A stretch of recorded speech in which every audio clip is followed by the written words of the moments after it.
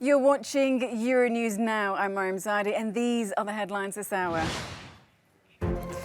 Presidents Putin and Xi Jinping stand together as they meet in Beijing to reaffirm their support in the face of what they call US interference in the internal affairs of other countries. EU Commission Chief Ursula von der Leyen says diplomacy to ease tensions between Ukraine and Russia must continue, but says Brussels is ready with sanctions if Moscow moves on Kiev. The pressure builds on Boris Johnson's premiership as a fifth aide quits and another Conservative MP calls on the Prime Minister to go. And the 2022 Winter Olympics is officially underway with a stunning display of fireworks and fanfare at the opening ceremony in Beijing. Welcome to the programme. The leaders of Russia and China have issued a joint statement opposing NATO expansion and affirming that the island of Taiwan is part of China.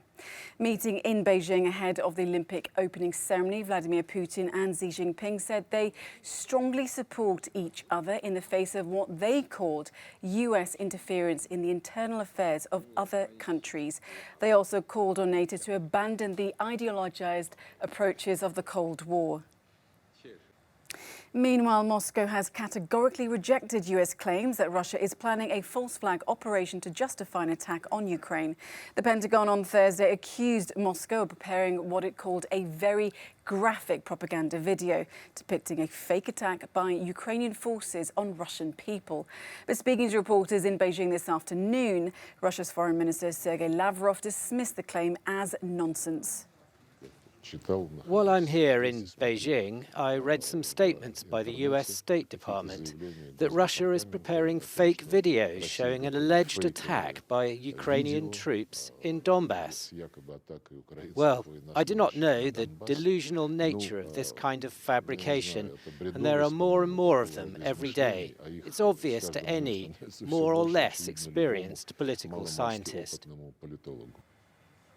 Our Russia analyst Galina Polanskaya says pressure from the West is pushing China and Russia together. First of all, the Chinese leader supported Russia's concerns, security concerns, and they both urged NATO to stop its expansion in this final joint statement. This is very important, but it is not only about this political message about those, let's say, big powers as Russia and China standing against the United States. It is also about business here. Today, Vladimir Putin announced that Russia and China are going to have another gas contract and that Russia will sell even more gas to China via a new pipeline, and that the sales will be in euro. So it means that they want to reduce any risks if there are some sanctions here.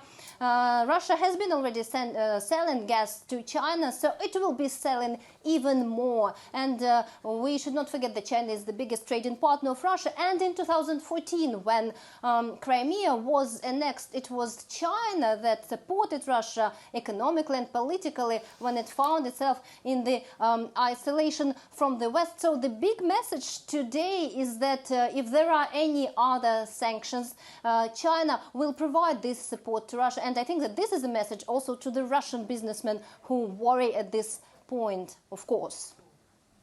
So lots of deals and manoeuvres between the two leaders then. You also brought up sanctions. Now, we do know that the EU is preparing this very comprehensive package of sanctions. The EU Commission President has said that in Brussels today. But European diplomacy is also continuing. Now, President Macron will, of course, travel to Moscow next week. What more can you tell us about that?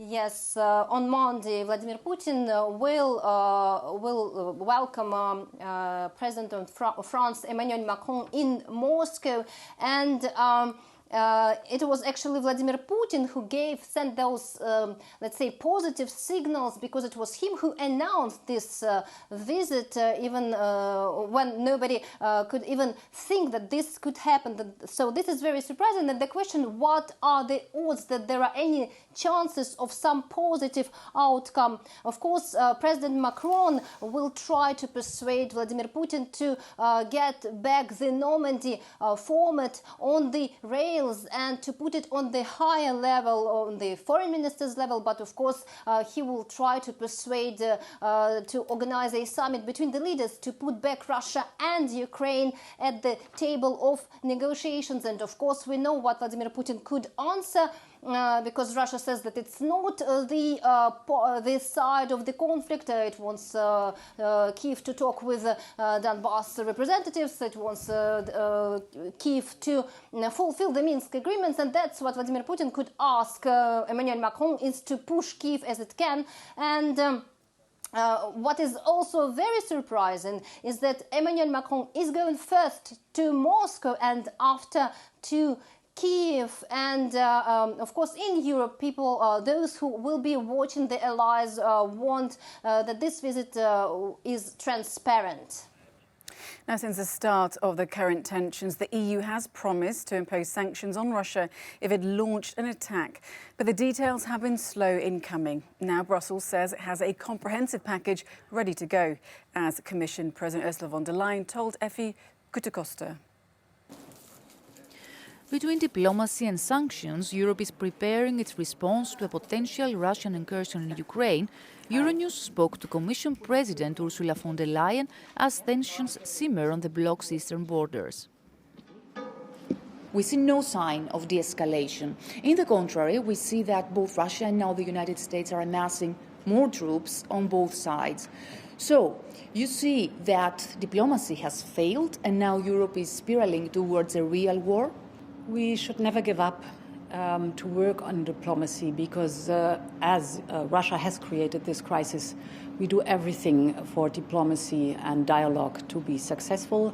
But we are very clear also that in case that there's any further military aggression of Russia against Ukraine, that this will have severe consequences and massive costs for Russia. And we have prepared a robust and very comprehensive package of sanctions. Can you tell us more about this package of sanctions? It would limit the access of Russia to the financial markets of the European Union, and it would limit Russia's access to crucial goods and technology it needs, and that cannot be easily supplied and replaced. And therefore, it must be in the interest of Russia to de-escalate.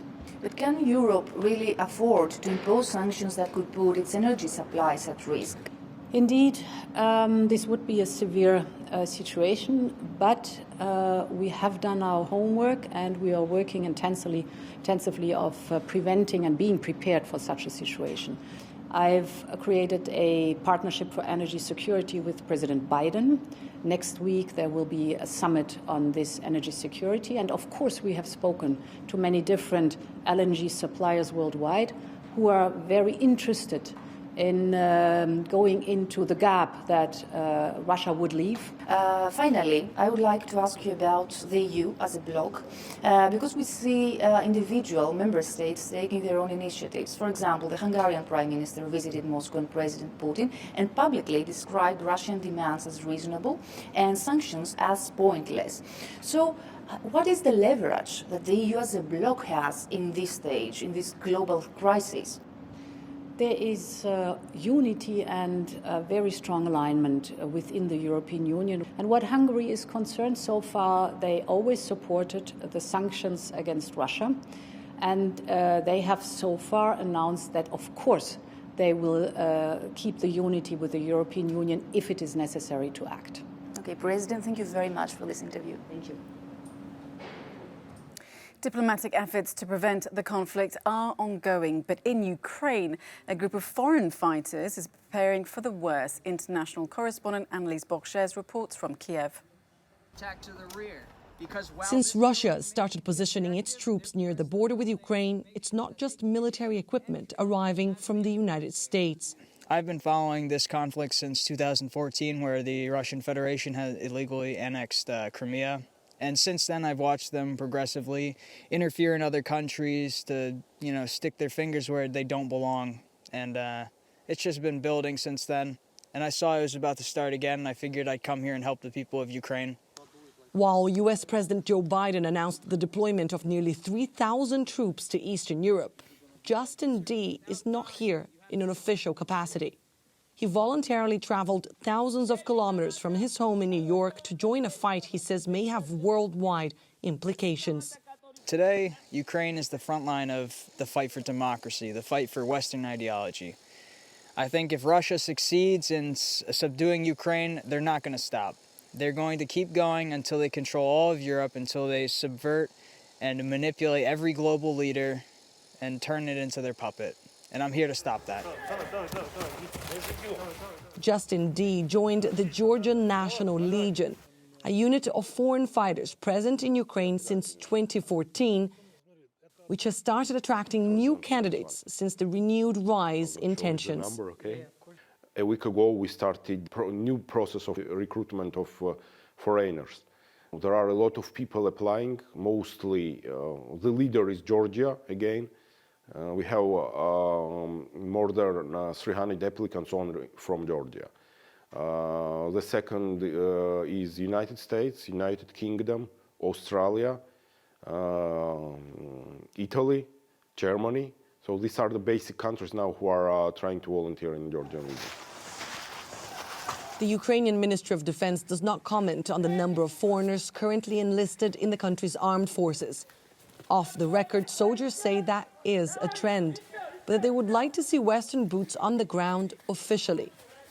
And while that isn't a reality, many here say they are happy that some are taking the step, and Justin expects others will follow. I hope my presence here does send a message that the world is not going to stand by idly, that citizens, even if their governments won't stand for what's right, the citizens of each individual country will. Annelies Borges in Kyiv for Euronews. Montenegro's government faces collapse after the National Assembly decided against Prime Minister Krivokapi's call for an early election. Friday's landmark decision comes as the dysfunctional coalition failed to make any progress in passing reforms after over a year in power. The parliament is also debating a motion of no confidence in the leader who came to power in August 2020. Now, if a vote of no confidence is passed, the Deputy Prime Minister Obosenato is expected to form a minority government. Rotterdam's iconic De Heft Bridge is at the centre of a dispute between the city's residents and Amazon founder Jeff Bezos. The multi-billionaire wants to temporarily dismantle the 95-year-old monument to allow his new luxury super yacht to sail out to sea. However, the council had promised not to touch the iconic bridge after it was restored in 2017. Officials say they have yet to make a decision.